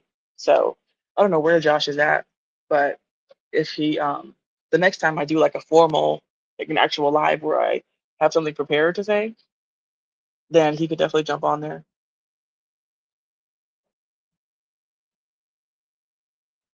Yeah, yeah. The first Christians were in Antioch. I mean that's where they were first called Christians. But like Hinduism, Hindus they say like, oh well, Hinduism is the world's oldest religion. Actually, Christianity is the world's oldest religion because that's what they believed in the Garden of Eden. But y'all aren't ready for that conversation.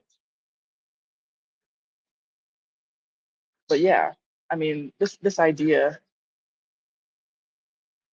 you actually are a Muslim. How long have you been a Muslim? I remember you saying that before. I thought DDG was the only. I thought Duale was the only Muslim.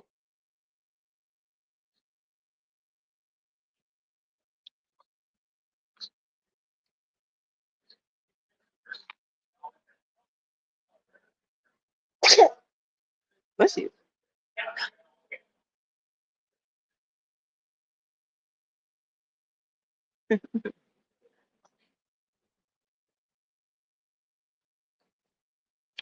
See, MJ. Yeah, your uncles are alive. They want to see you. Any real juice Christ converted. Oh, any real juice. Um, post Christ converted to Satanism and left the faith, and a new faith wasn't formed.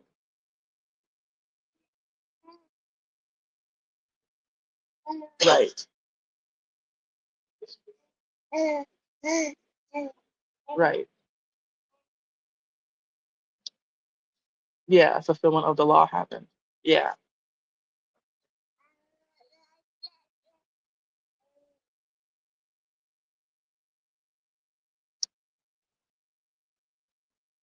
said I was born into it. The curse of the Western ideology. I have to keep an open mind. Wow, you are really you're telling me something new. I did not know that you were a Muslim, Woody. But then again, maybe I'm mistaken. Maybe I just never asked. Maybe I just assumed that you weren't. Oh, what? What's the matter?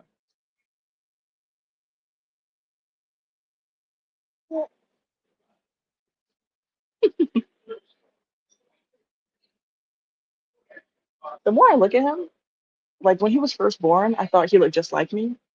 But I feel like the more his face kind of like forms and like becomes like the face he's gonna have for like a first year, I guess, the more I'm like, he does kind of look like baby Mario. Like I didn't see really a lot of baby pictures of Mario at first, but then once his mom started to like send me more pictures of him as a baby, I'm like, oh, I can see that. Like he kind of does look like Mario as a baby. Just I guess like a lighter version. But oh, it'll be so interesting to see what he looks like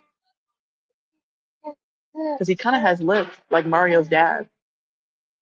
So like he has Mario's dad's lips and he has Mario's eyes. He has my eyebrows. Sadly, poor thing. He got my skimpy eyebrows. Looks like his father. I don't know. I guess it's because like I met Mario so late in his life. Like I didn't meet him until he was 21. So like young pictures of him, they don't look like him to me. So I probably won't. It probably like, won't really like shock me that he looks like Mario until he gets in his 20s, where it's like, oh, like now you look like your dad. Like that's how I picture your dad. Like that's how he's gonna look in my mind forever, frozen. It's gonna be like, whoa. Like if he ever gets a beard, it's gonna be like, whoa, what's going on?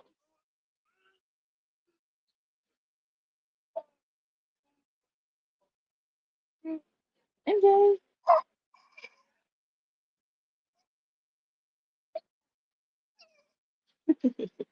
He loves looking at himself. So vain. Smiling at your own reflection.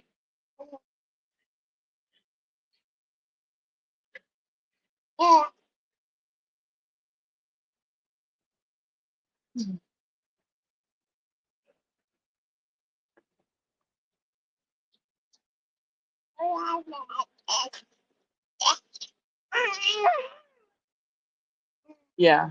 Then men definitely look closer to their fathers when they're older. Yeah, I agree. And I feel like as I get older, I look more like my mom.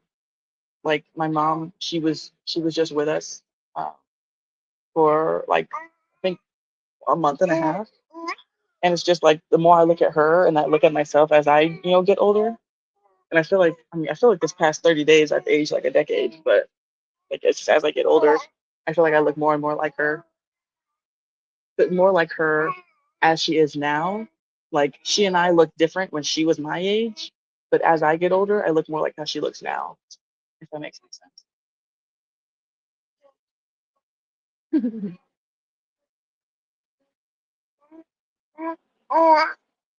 Yeah, just like your daddy.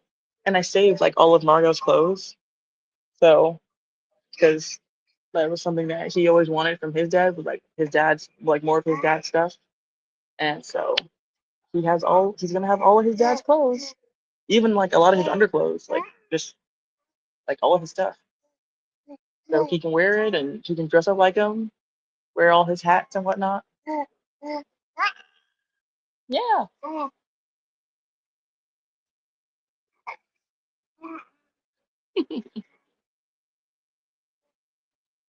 Mm.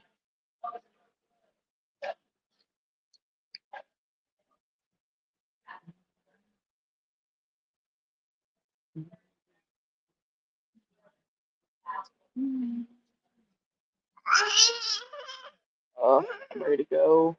Tired.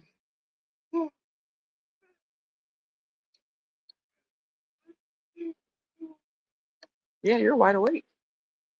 You get to nap.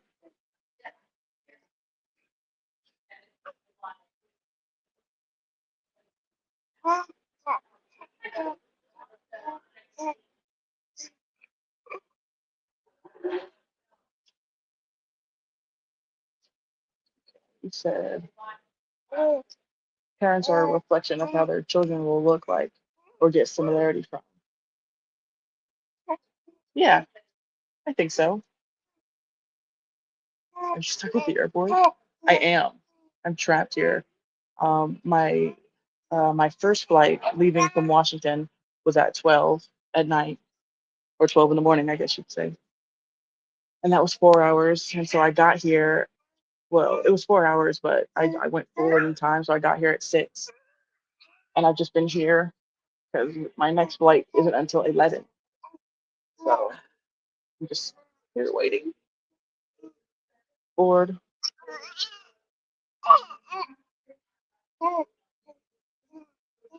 But I just remembered that I haven't watched this week's episode of Pop Balloons. So I might have to talk to y'all later and go watch that episode of Pop the Balloon. My new obsession.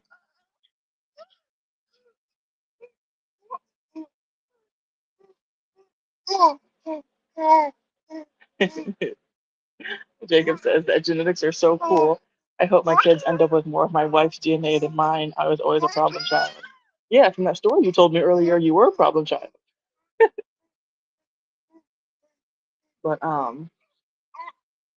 but yeah, your son. I feel like your son looks just like you, Jacob.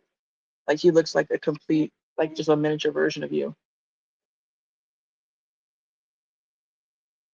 6 hours. Airport chairs are uncomfortable. Yeah, I mean these are okay.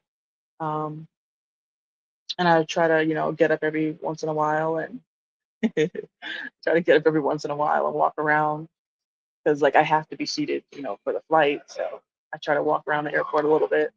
I've been getting a lot of steps lately.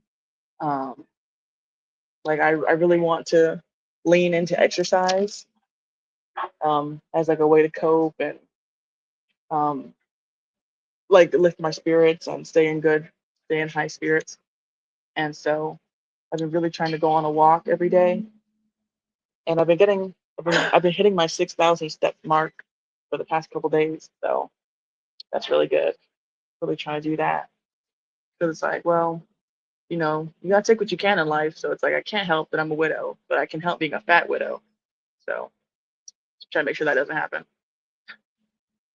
Talk about the Catholic Church had it coming.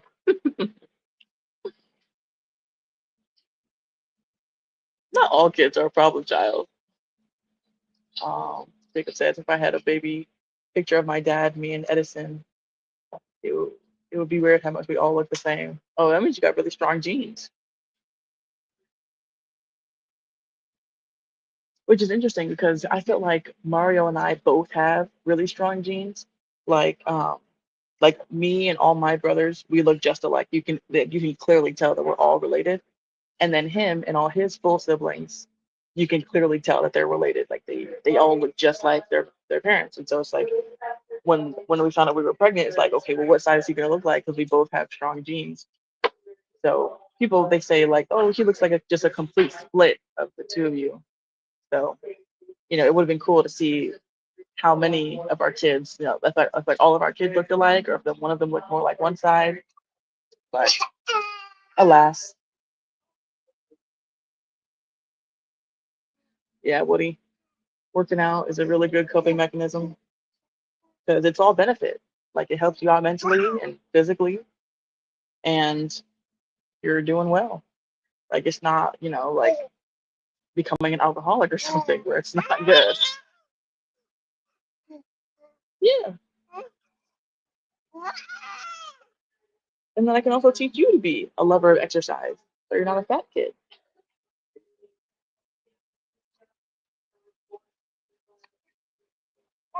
Yeah, but Emerson really likes being outside.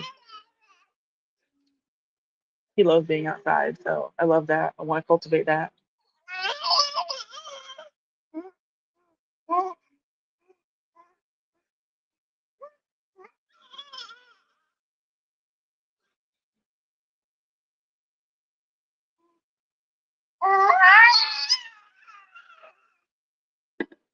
Yo,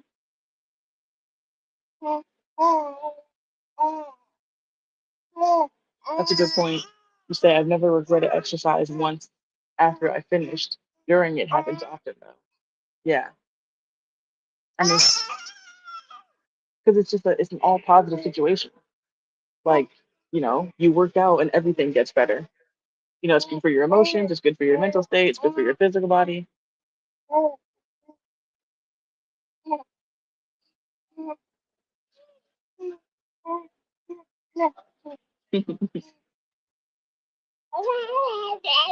Yeah, yeah.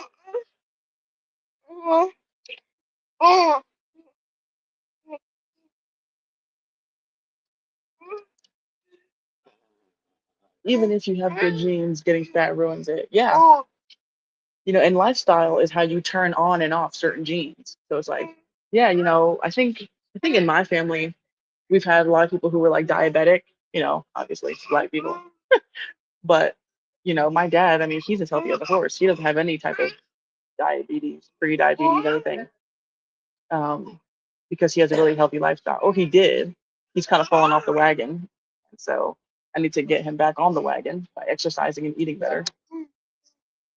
But yeah, for a long time he was like juicing and he would walk a lot, do like a little bit of weightlifting. Um, my son is 5.5 months. Or you're asking about my dad. My son is 5.5 months. My dad is age 6.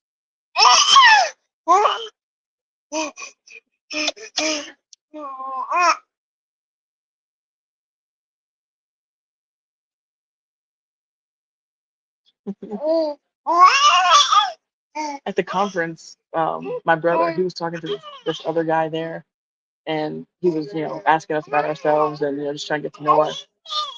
And the guy, he was like, "Is your husband black?" And I said, "Yeah." And he was like, "Oh, because your baby's just so light."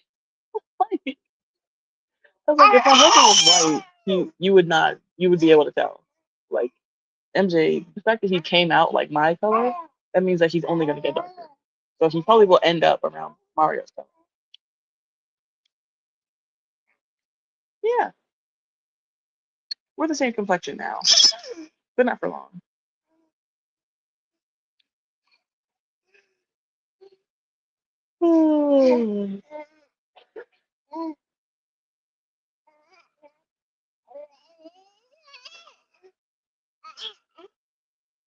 Yeah, you want to get him to roll around.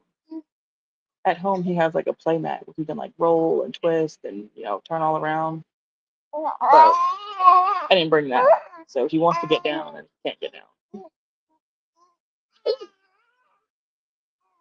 Hey, Red Girl. Good morning to you as well. Because I've been thinking about you. Hope you're doing as good as you can at this point.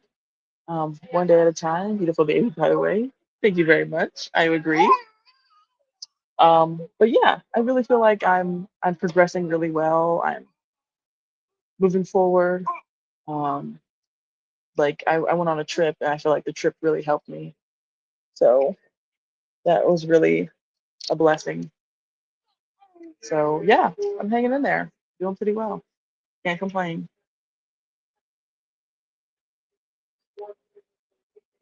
Trying to focus on being grateful because it's like, I may have only gotten 4 years with him, but I could have gotten none. I could have never met him. So when you have that perspective, it makes things easier. And I went to MJ. And what kind of world would we want to live in without MJ?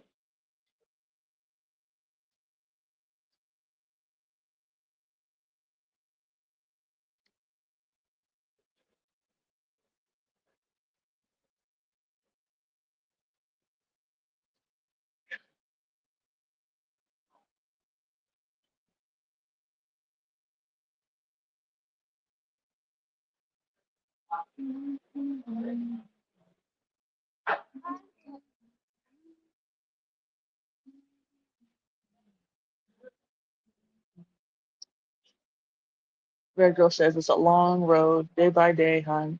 That baby will help you more than you can imagine. Yeah, yeah, I definitely agree. I was talking to someone, and I was saying how it's like a good thing that I have MJ because some people are like, oh man, it's even more upsetting because like you have a baby, but it's like no, I mean I feel like having him helps me grieve because for one, I mean breastfeeding releases oxytocin, which is a happy hormone. So when I feed him, it makes me feel better. And then just looking at him makes me feel better because he is like, a living piece of Mario. It's like um, his dad, when he passed away, he had 4 children. So, his kids, live on in his memory. But Mario, he only has one. And so this is the last piece of Mario. Yeah. And so looking at him, it's like I see Mario.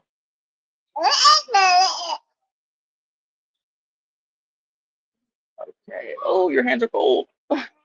Um, Jacob says, we never get as much time with our loved ones as we want. Doesn't matter if it was a few years or 50. That's another good point, How much time would have ever really been enough, you know? It's like, because I mean, people they're married for 50 years and then, one of them passes away and it's just like, yep, so let's wrap this up. And then like the other one dies in like 6 months or a year after because they're just like, nope, not living without you. So yeah, there really is no such thing as enough time if you love someone enough. Are you wet? Hold on. Ah, why are you wet? I just changed you. Oh dear.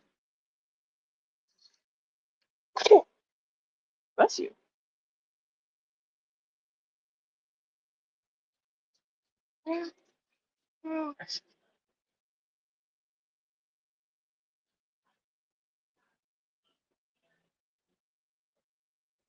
There you go.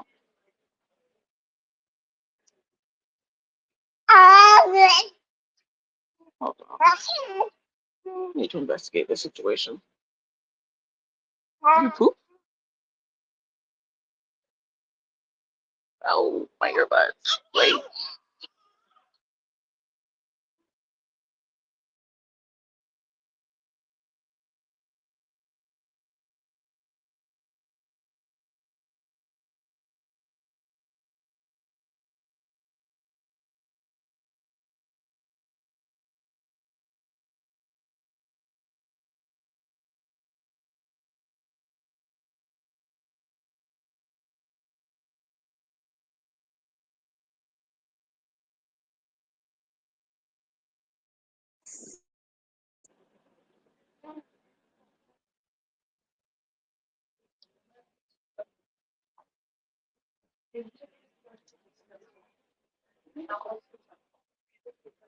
Um,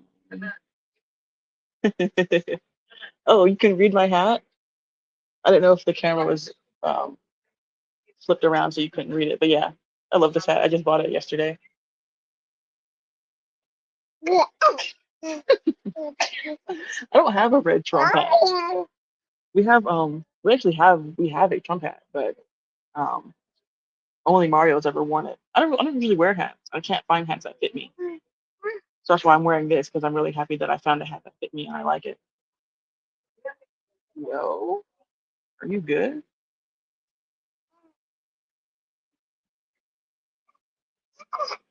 Um, yeah, he is my little blessing and a part of my husband.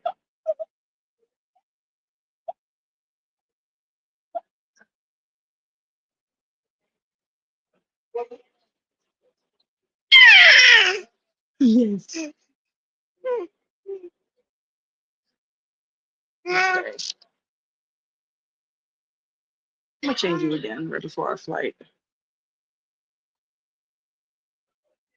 Is that okay?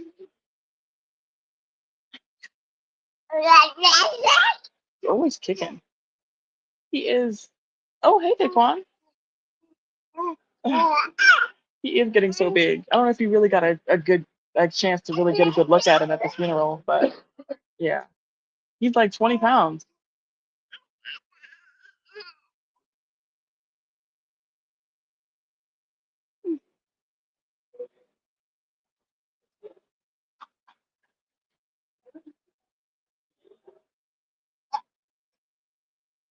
Yeah, you're getting big.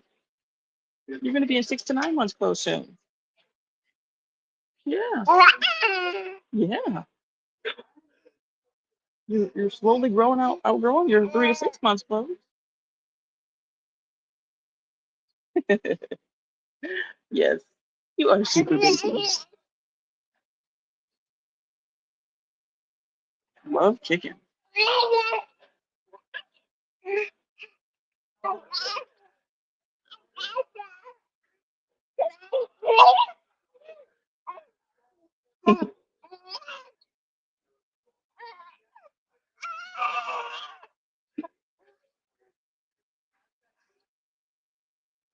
Why are you so excited?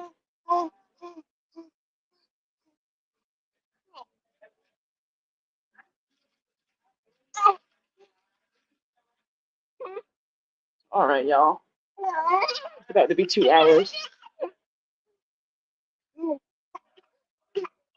Yeah, I think I'm gonna go at the 2 hour mark.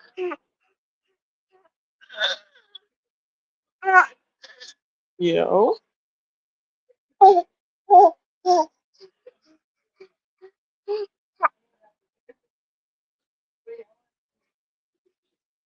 You keep squirming.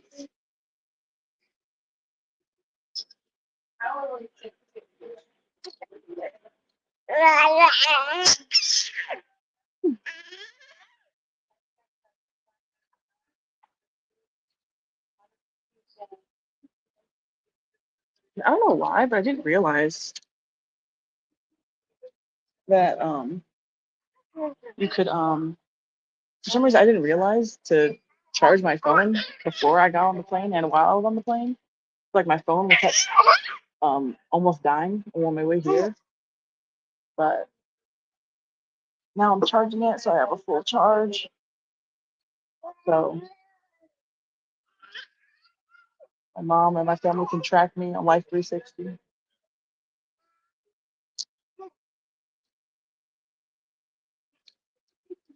Hey, where am I at? I'm in Chicago right now. I'm in the Chicago O'Hare Airport. I just left from Washington State and I'm headed back home. I went to a Bible conference out here. Oh, I should show you guys my nails. They say KJV only. Probably can't read them because they're backwards, but it says KJV only. For the conference that I went to, it was a King James Bible conference about why we're King James only, why we need to stay King James only, why everybody should be King James only. So it was great.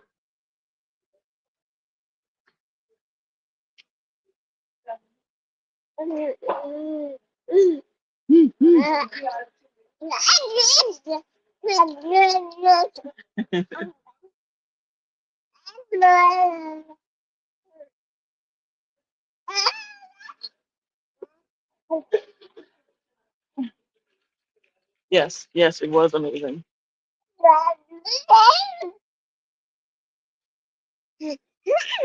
Talking about MJ, you don't know. All right, friends. How long were you there? Did you live out here, or did you just were you just here for a visit?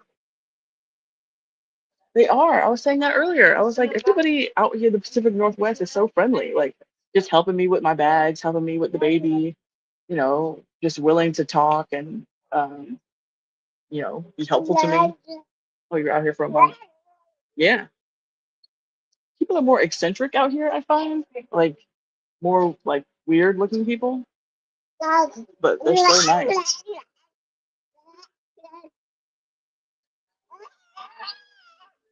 Oh, you were here for work. Yeah, everybody was so ready to help me with you.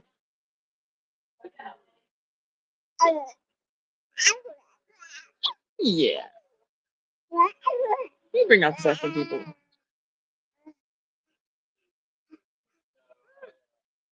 Well, I was vlogging my trip, and so my goal is to have the vlog out by tonight, if not tomorrow morning, so you guys can see my trip and what I've been up to lately. Dude, you're coughing on my screen. That's not cool.